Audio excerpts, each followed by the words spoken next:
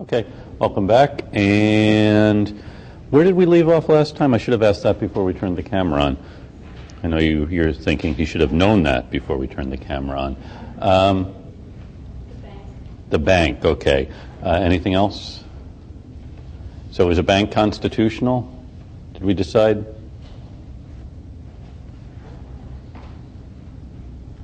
See, you're blaming me for not remembering. Yes, in fact, that's what was decided in 1791 when Congress passed it. The president signed it into law over the objections of Jefferson and Madison. Now, I think, did I talk at all about France last time? No? That's too bad. Because actually, you can't look at anything here without thinking about the French Revolution. You're sure I didn't mention this? It was late, I know. Excuse me? Lecture 5. How long ago was that? Really?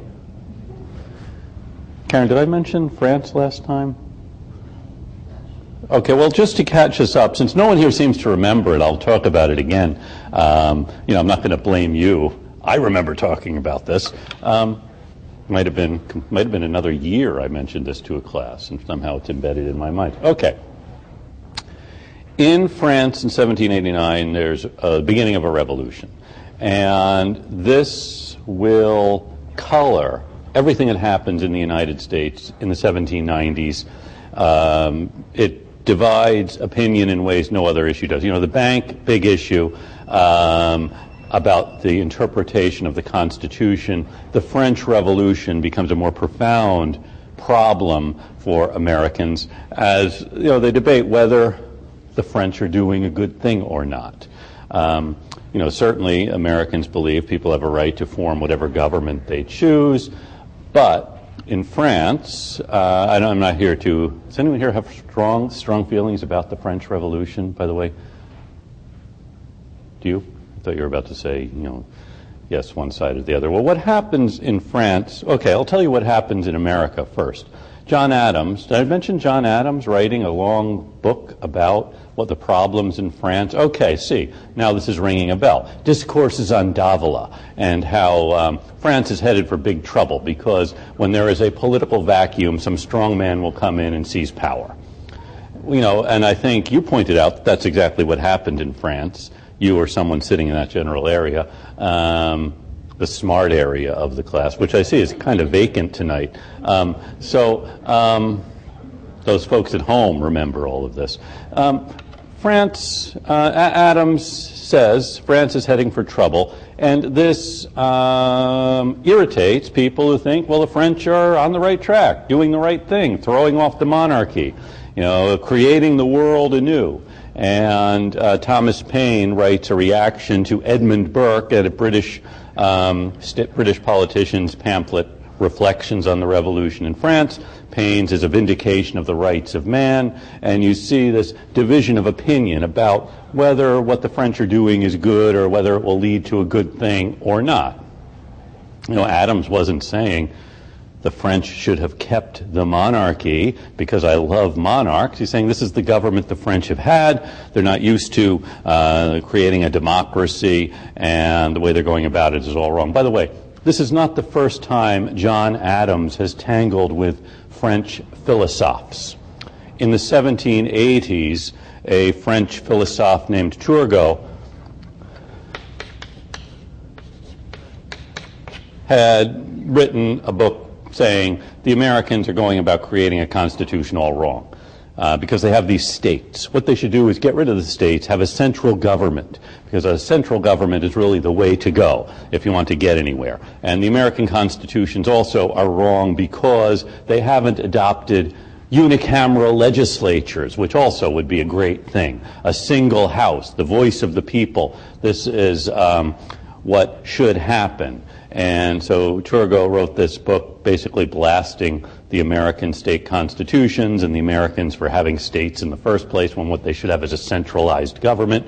And Adams wrote a 3-volume work called A Defense of the Constitutions of the United States. very strong argument for bicameral legislatures.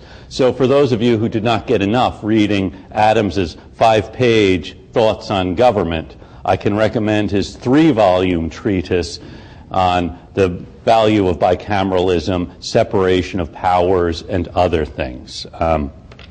Jefferson thought so highly of the book, he sent it to Madison and to other people, and there you go. Has anyone read this one, by the way? See, this is one of the things that happens when you read all of these books and you come to a class week after week wanting to tell people about them, and sometimes, you know, if it weren't for you folks, I would be talking about this on the Red Line every night. So you're actually doing society at large a great service. So Adams had defended the American constitutions from this attack by Turgot, and then in 1790-91 he's writing about how bad things were going in France. So this is dividing opinion in America as to the French Revolution, the value of it. At the same time, there are other issues such as the bank, the excise tax, which we will get to in a bit. And essentially we can look at this in two ways. One, the Democratic Republicans, these little clubs that start in 1791 and so on, you know, little debating societies, guys get together and talk about politics and propose resolutions, which then they print up or printed up in the newspapers, because many of these guys also are newspaper editors.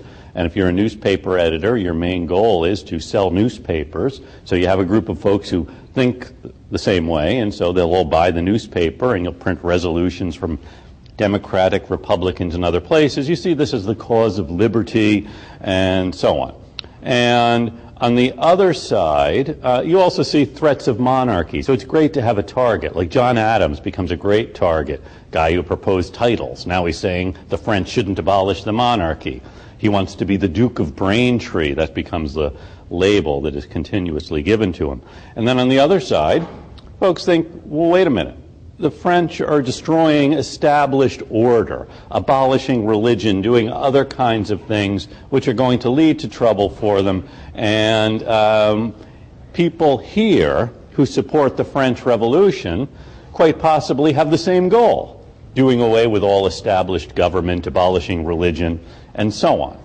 So you have really a very angry, contentious political debate going on in the 1790s.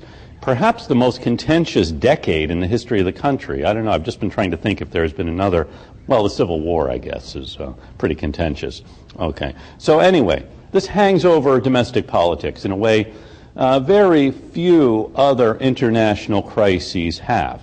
Things really come to a head in the spring of 1793 when Edmond Charles Genet comes to the United States. And Citizen Genet, the French did away with all titles except that of citizen, which, you know, I'm not saying that's a bad thing. Didn't they always say it when Nixon always used to do that? Say, I'm not saying they're wrong, after he just told you that someone was really wrong.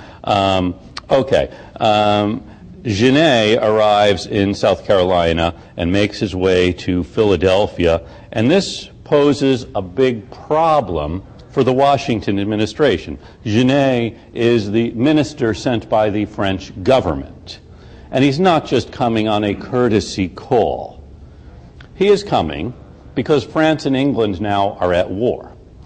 And back in 1778, when the United States, which was only not recognized by any other country in the world, was at war with England, the French had recognized American independence and signed a treaty with the United States by which France agreed, if the United States is at war with England, we will help out the United States. And if, you know, we ever go to war with England, the United States will help us out. Okay? So Genet is coming to remind the Americans of Part 2 of the treaty. We agreed that you would help us out. So what the French really want is for the Americans to let them, you know, bring captured British ships into American ports and sell them.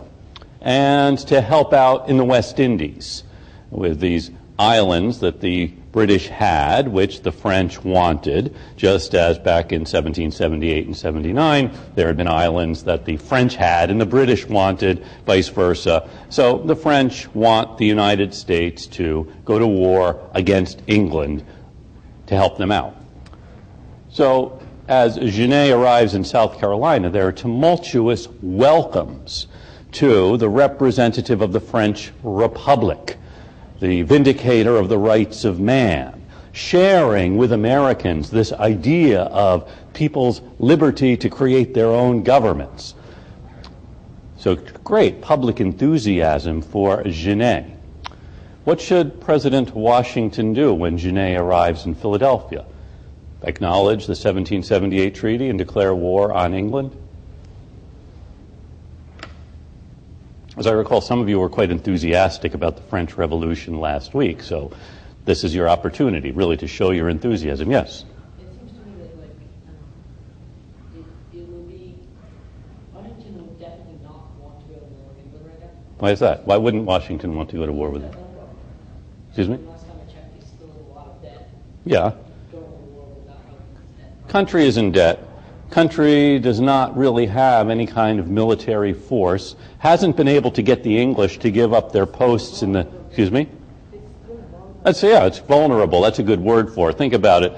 The British occupy the Ohio River Valley and are arming the native people there because the Americans have not fulfilled their treaty with England from 1783, so the English don't feel a need to fulfill their part of the treaty to evacuate the Ohio River Valley. So think about that. You go to war with England, the English aren't going to send their navy to attack you. What they're simply going to do is give more weapons to the Shawnee and the Miami and the Cherokee, and they'll attack you. That could be a problem, I think. And if the Americans do allow the French to use their ports to condemn British prizes, well, then the British could send their navy in, and actually it would be much easier simply to take American merchant ships on the high seas, which in fact is happening. And as you probably know, in 1793, the British arrange a truce between Portugal and Algiers. It's actually a fraudulent truce. By the time the Portuguese government learns of it, about a dozen Algerian ships have gotten into the Atlantic and captured a dozen or so American merchant ships, basically closing the Mediterranean to American trade. And at the same time, the British have closed their ports in the West Indies to American trade. So the British are being quite effective at limiting the scope of American ambitions before the United States goes to war against England. So if you're really interested, you might want to do something about England here, but what can you do? You don't have any military force. So what should Washington do? Excuse me? Not meet with them, yes? Adopting neutrality. You would propose adopting neutrality. You would say, no, don't meet with him. But then again, the United States does have a treaty with England. But not officially. What? Still appease them by not insulting them, So you want to... meet with them, but on a non-official basis. You would want to appease the French. You don't want Okay. to appease, you want to appease them, but you still want to maintain your official neutrality Okay. position. But the French are insisting you're not neutral. You're on our side because of this treaty of 1778 when we helped you win your independence. And appeasement has certain connotations in America now that you wouldn't want to use, and I don't know if Washington quite would have put it that way. But I think you're on the right track here. Washington has a couple of problems. Alexander Hamilton, who is Secretary of the Treasury, says you cannot receive Genet. There's no reason to, because by receiving him, you're going to be agreeing to this treaty of 1778. And we don't have to receive him because he's not sent by the legitimate government. The treaty of 1778 we made with Louis XVI. This guy represents the gang that cut off Louis XVI's head. So what right do they have to say this is the treaty you made with us? And Hamilton says, don't receive him anyway. Jefferson, who is Secretary of State, says, well, actually, that's wrong. We did not make the treaty with Louis XVI. We made the treaty with the people of France through the government they had created, which was the one with a king. Now they have a different government. So the point is here, it's a philosophical point that Jefferson makes, the United States does not recognize governments. We recognize countries. And we recognize the fact that the people of a country can make whatever kind of a government they want. And this actually remains American policy until 1917, when the Soviet Union makes a kind of government that President Wilson really doesn't like. So the United States doesn't recognize it. But it becomes a very important point in American diplomacy. The recognition is not bestowed on heads of state, but on the state. Okay. Secondly, Jefferson agrees. We can't go to war with England. So, yes, receive Genet, but say, well, we're not bound by the 1778 treaty. We'll declare neutrality, which is what Washington does, proclaims American neutrality in the war between England and France. This really irks Citizen Genet, and he knows how much the American people loved him and loved the French Revolution, so he goes back to South Carolina and immediately begins outfitting a privateer to attack British ships. A privateer is a private ship licensed to attack enemy ships.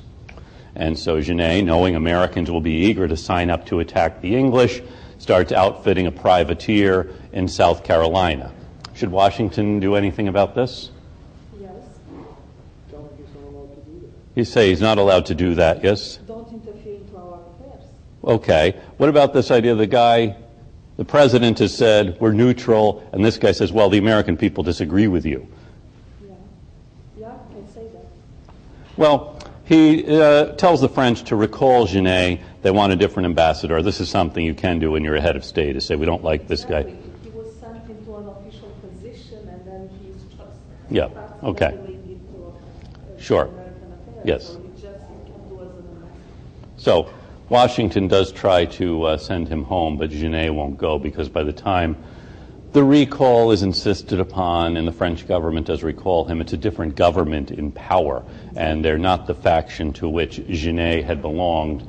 And he knows what happens to people who are in the wrong faction in French politics in the 1790s. So Genet actually spends the rest of his life in the United States and marries the daughter of the governor of New York. So there you have it. There's also an interesting series of essays written in the press by Pacificus, arguing for, anyone know what he would be arguing for? Peace, right, Pacificus. It's actually Alexander Hamilton arguing that the president, the Democratic Republicans insist the president can't proclaim neutrality any more than the president can declare war. Congress declares war, therefore it should be up to Congress to declare whether we're not at war. And Pacificus argues that the Constitution does give the president power as commander-in-chief and as chief executive to decide issues of great international import. Alexander Hamilton makes that argument. On the other side, Helvidius, bet you can't guess what Helvidius is all about. No, it's not about war, but that would be a good guess. Actually argues that Congress has power over international affairs because Congress declares war and Congress controls the purse. So therefore, the role of Congress is to declare what American policy is. Helvidius is James Madison. So you have Madison and Hamilton arguing about what the Constitution means as far as international affairs go, and this series of essays in the press in 1793. So, the upshot of all of this is the United States is neutral in this war between France and England.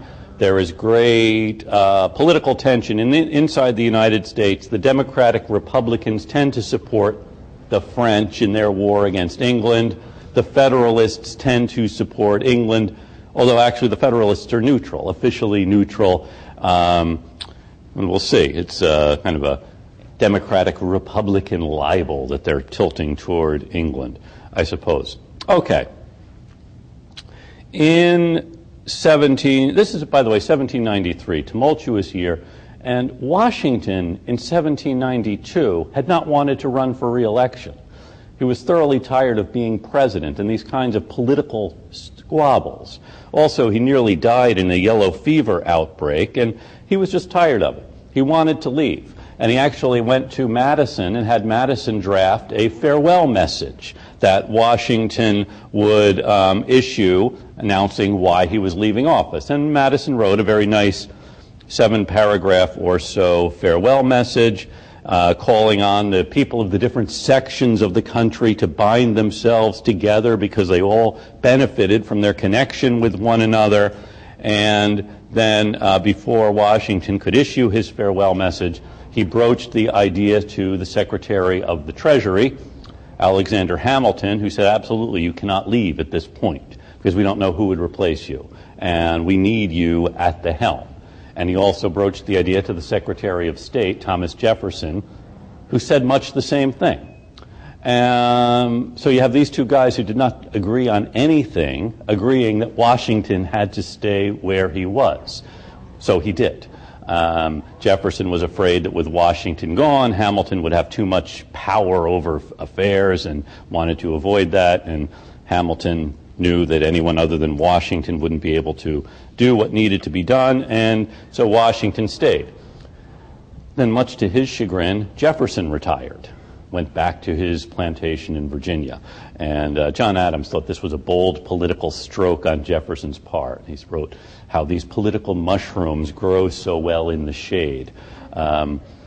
So Jefferson leaves, and in 1794, Hamilton was determined to demonstrate that the federal government could uphold the law. As I mentioned last time, though no one in the room other than me remembers this, in 1791, Hamilton had proposed an excise tax which Congress had rejected.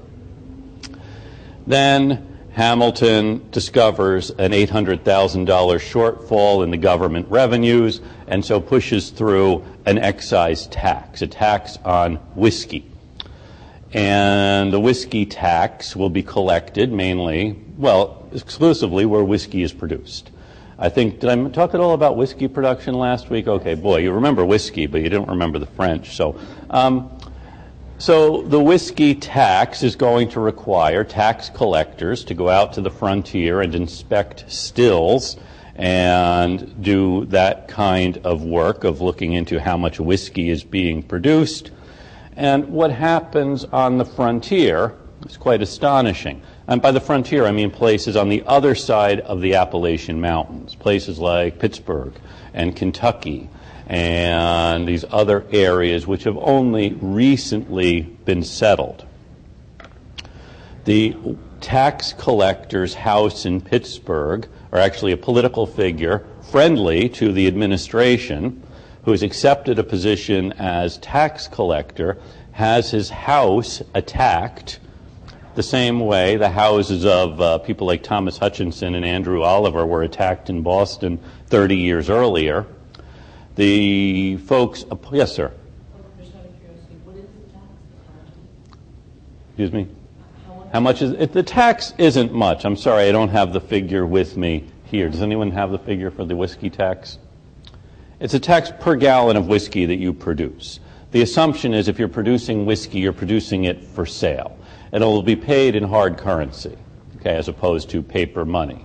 Then for farmers, they have these, lots and lots of bushels of corn, difficult to get to the market. The benefit for them, they turn this into whiskey, putting into, gallon jugs, which then are easy to ship. And typically they will ship them down the Ohio River to New Orleans or to other places where they can trade them for something else, for hard currency. Now, every farmer, see, you asked one question, I didn't know the answer, so I'll answer lots of questions that nobody did ask. The alternative, of course, is for me to run back to my office and look this up, or grab your computer and try to find this, and act like I really know the answer to begin with. I'm sorry, I thought this was the course on how to be a college professor. So anyway, every farmer does not have his own still. You have the still, we all bring our corn to you, and you need a pretty good enough still to produce lots of whiskey. So should you be taxed for the whiskey you actually produce, or for the whiskey potentially you could produce? Well, I prefer the whiskey I do produce. Sure, you'd prefer the whiskey you do produce, and you're going to tell us you produce hardly any. Just for your old mother who has whiskey like once a month. When in fact we think you're turning out 100 gallons of whiskey every day, which is quite a big difference there. I'm not going to say nobody is going to tell the truth about this, but the British, when they were imposing taxes in the 1760s, had their assumption that people aren't going to tell the truth about how much they're producing. And I suspect the same might be true out in western Pennsylvania with this whiskey tax. Now, what happened when you are the one tax collector sent out into an area where nobody wants to pay the whiskey tax is they are going to show their displeasure by, tarring and feathering you, which is what happens, and riding you out of town. Or if you try to go onto someone's property to look at their still, they're going to resist that and claim that they're doing what James Otis told them to do back in 1761. So this is a big problem. And in 1792 and 93, you have violence on the frontier directed at these tax agents who are sent to enforce a law passed by Congress. Then in 1794, Secretary of the Treasury Hamilton determines that the United States has to demonstrate its ability to enforce the law, even where people don't want to obey the law, and so raises an army of 12,000 men that marches out to western Pennsylvania to suppress the rebellion. Now, at this point, the rebellion had pretty much died out, as rebellions do tend to do. People had tarred and feathered the tax collectors, raised the liberty pole, and after that there wasn't a whole lot else to do. And certainly these farmers in western Pennsylvania weren't going to do much more when an army of 12,000 men marches out to put them down. The army does arrest 20 guys, brings them back to Philadelphia, and puts them on trial. Now, in the meantime out here in western Pennsylvania, there had been elections for Congress and other offices. Now, first, let's back up a bit. What is the procedure by which the federal government can send troops into a state to put down a rebellion? How do they know there's a rebellion?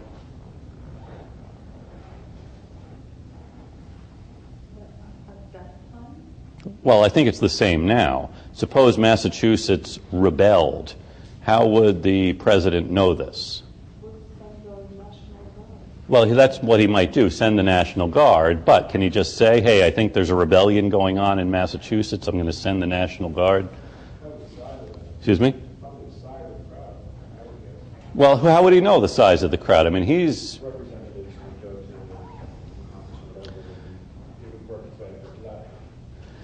Yeah, there is a ladder. It has to work its way up through. Is there anyone in the state who may be able to say, hey, there's a rebellion going on, we need help? The governor, okay? The executive authority of the state, not the representatives in Congress or members of the legislature. It is the governor. The governor notifies the president, rebellion going on, I can't handle it, send help. There was not a National Guard at this time. There are state militias, which can be called into the service of the United States, but it's not quite clear how they can be called into the service of the United States. The problem with this particular rebellion, as I said, it died out by the time the army got there. It even died out before the army went. And the governor said, there's really not a problem out in western Pennsylvania. We don't need troops going out there.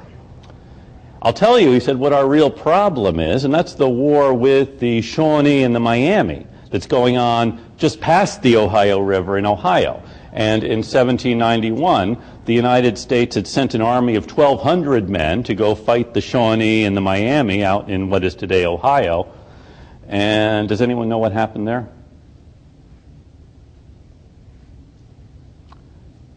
The Battle of Fallen Timbers, where 900 of these guys died. They're attacked by the Shawnee and the Miami. So the United States had sent an army out to the frontier to put down the Shawnee, and that army winds up getting massacred, kicked out by the Indians. Okay, so these guys on the frontier who don't want to pay the whiskey tax are saying, well, wait a minute.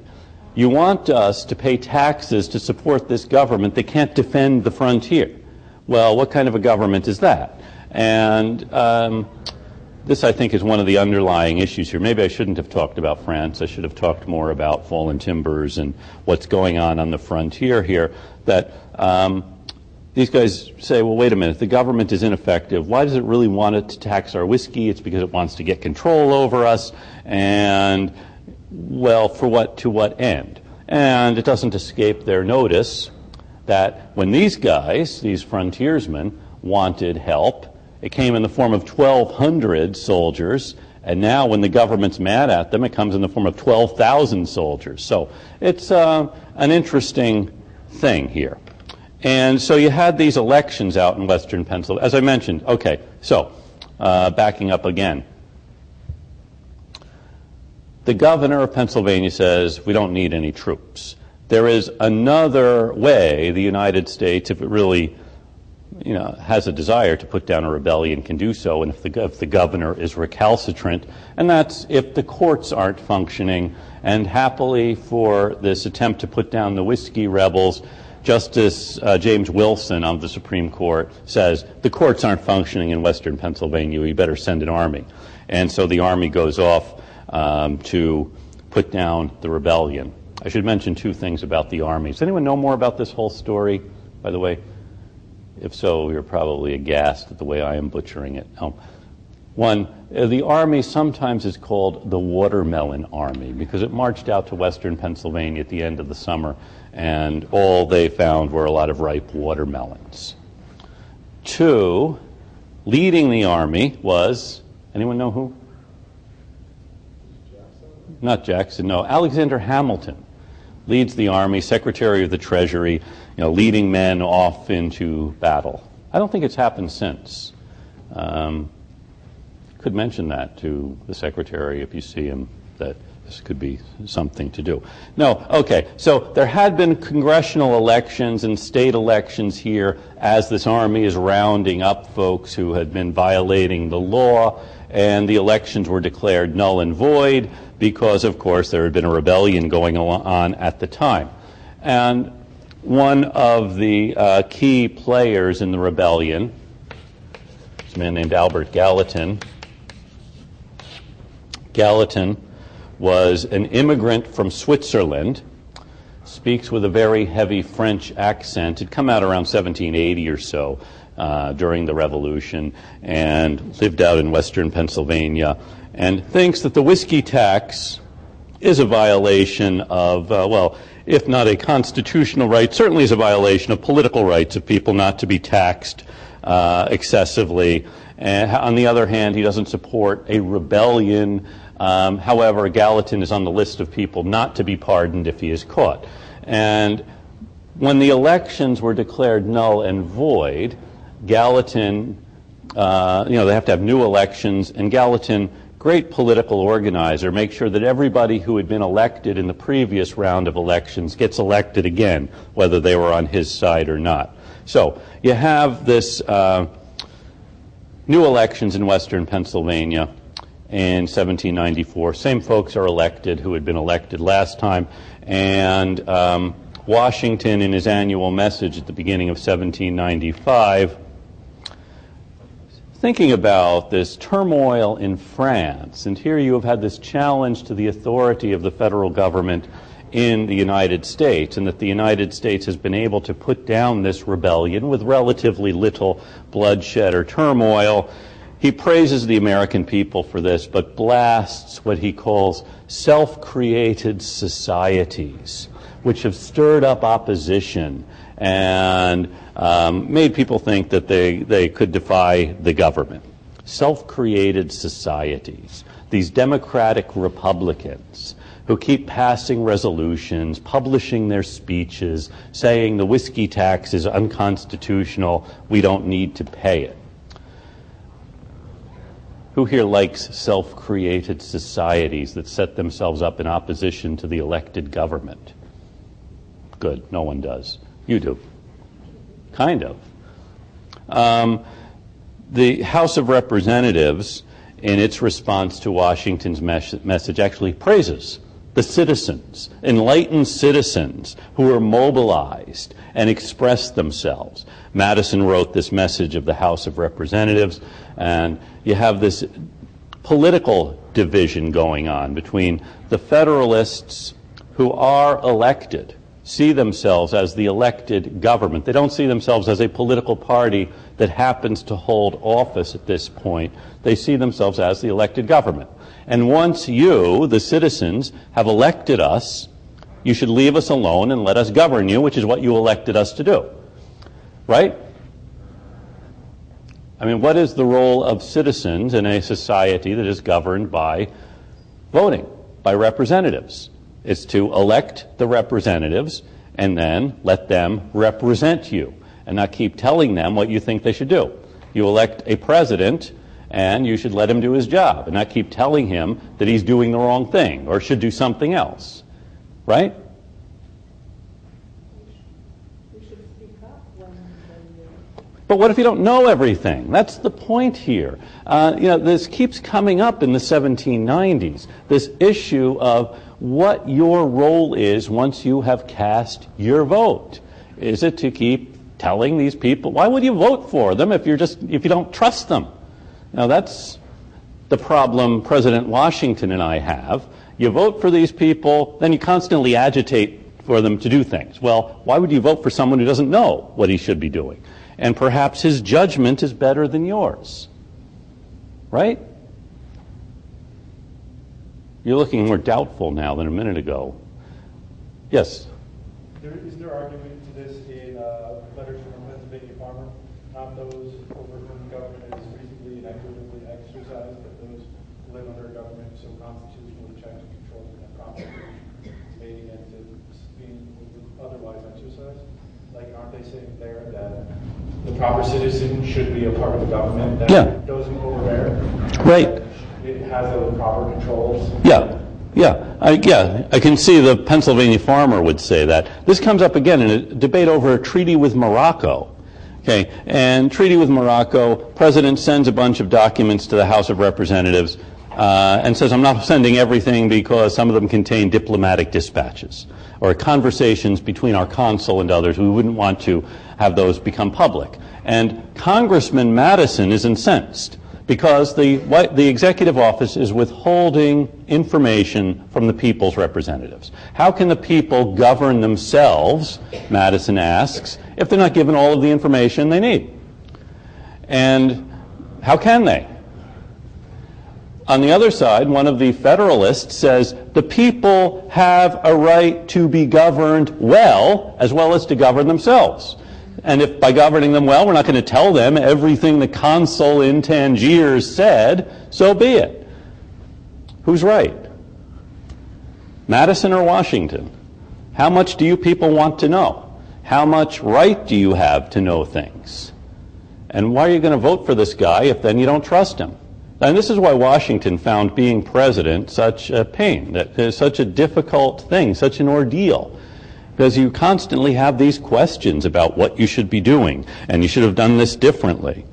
And people constantly second-guessing what the administration has done. And then you have people in Congress. Like Washington says, in his response to Congress, having been at the Constitutional Convention, I know what the convention thought the role of the House of Representatives should be. And it was not to make policy in international affairs.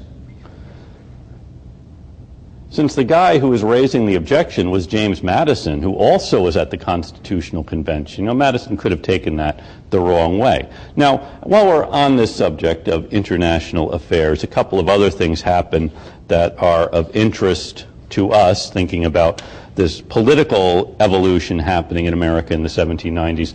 And that is that John Jay, the Chief Justice, actually goes to England and negotiates a treaty with England by which the British agree they will give up the Northwest and they will also allow some ships to trade in the British West Indies. However, American ships can't go from British ports to French ports. It's a good treaty for the United States, actually. It angers the Democratic Republicans who would not have supported any treaty the United States made with England because England is at war with France, and they thought the United States should be supporting France and not making an alliance with England. And it's a very unpopular treaty in some parts of the country. And in South Carolina, which, as you'll recall, had greeted Genet very warmly, John Rutledge, who is an Associate Justice of the Supreme Court now, and had been nominated by President Washington to be Chief Justice because, as I mentioned, Chief Justice Jay was off in England negotiating this treaty. Rutledge gives a speech saying this was a bad treaty, we shouldn't be allied with England because England is doing all kinds of malevolent things. The Senate rejected Rutledge's nomination to be Chief Justice, making him the first Supreme Court nominee to be rejected by the Senate back in 1796. So this is the tenor of the times here. As the United States now makes a treaty with England, this, of course, stirs opposition from the Democratic Republicans. Anyone else who might object to the United States making a treaty with England?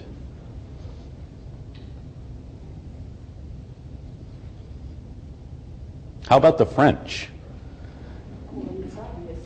Yeah, so what the French do as a way of showing their displeasure with the United States making a treaty with England is they start attacking American merchant ships because they're trading with their enemy. And if you're trading with the enemy, well, we'll seize you, which the French do. They start seizing American ships and bringing them into French ports and selling them. Should the United States do something about this? You're nodding your head yes. What would you suggest? They don't have a navy yet. They don't have a navy yet. Well, actually, interestingly enough, back in 1793, the United States had started building a navy. I mentioned the Algerian ships coming into the Atlantic, and in response to that, the United States did start building a navy. 1795 put the navy on hold because the United States made peace with Algiers.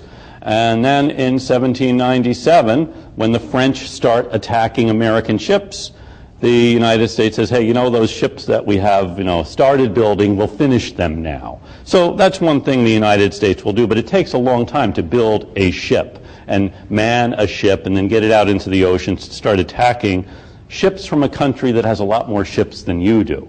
So this isn't an easy thing.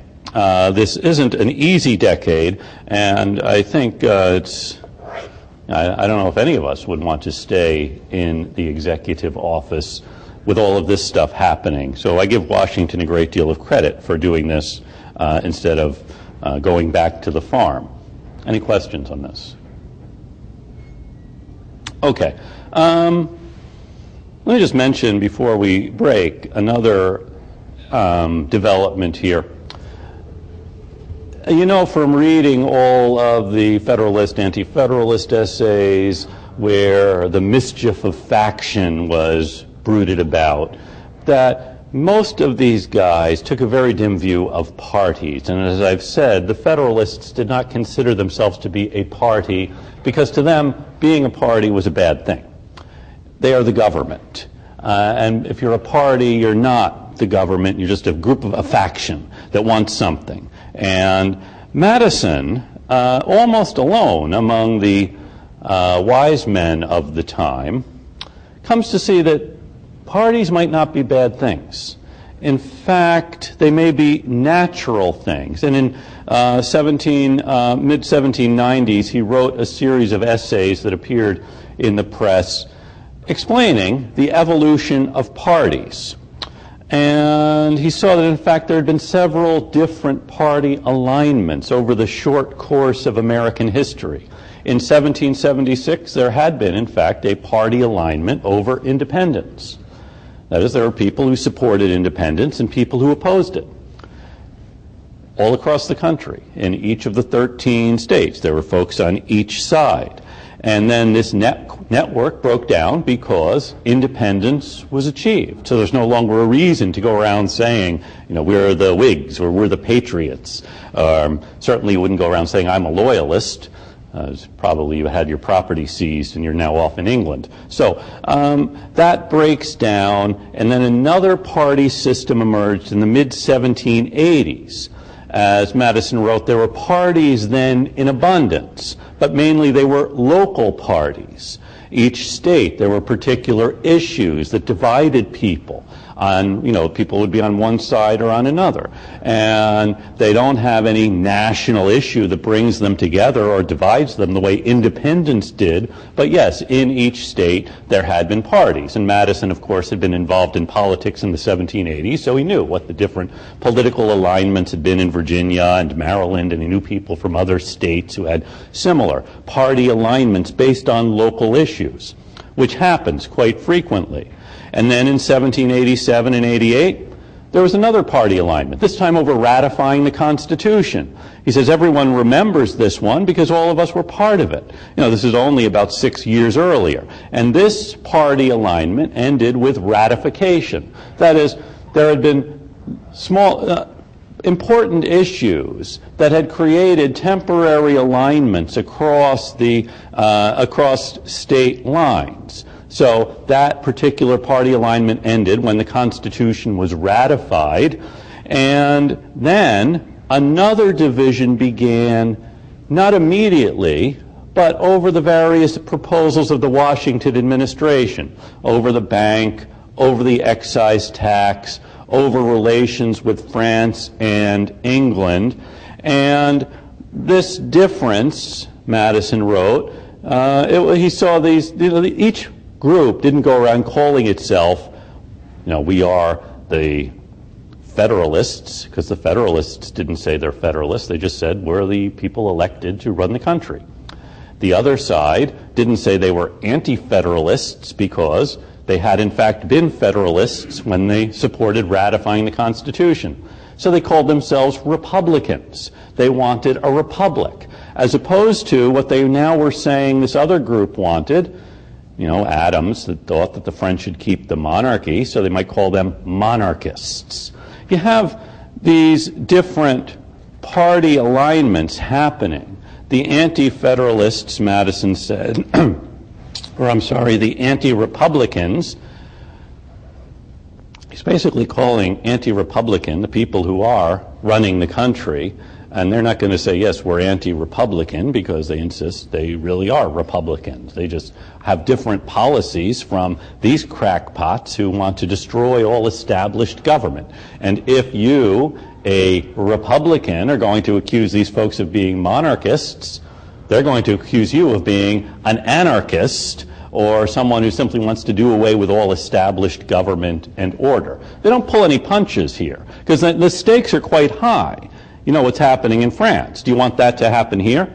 Some of you may say yes. This is another rhetorical trick of our current presidency. There may be some who would want to destroy all established government. It's an interesting dynamic happening here with the creation of these partisan divisions, which had not been anticipated. And in 1796, President Washington is certain he does not want to run for another term as president. No one could persuade Washington to stay in 1796. Yes, sir. Excuse me? Two terms, yes. The Constitution doesn't say how long the president can serve. An expectation might have been he would serve for as long as he was alive, because it would be unlikely that he would be voted out, though he could be. So had he stayed, he would have died in office, and that would have created another precedent for the president, dying in office. Washington does decide he's really tired of being president, and as I said, he had Madison back in 1792 draft a farewell address. He does not actually use it.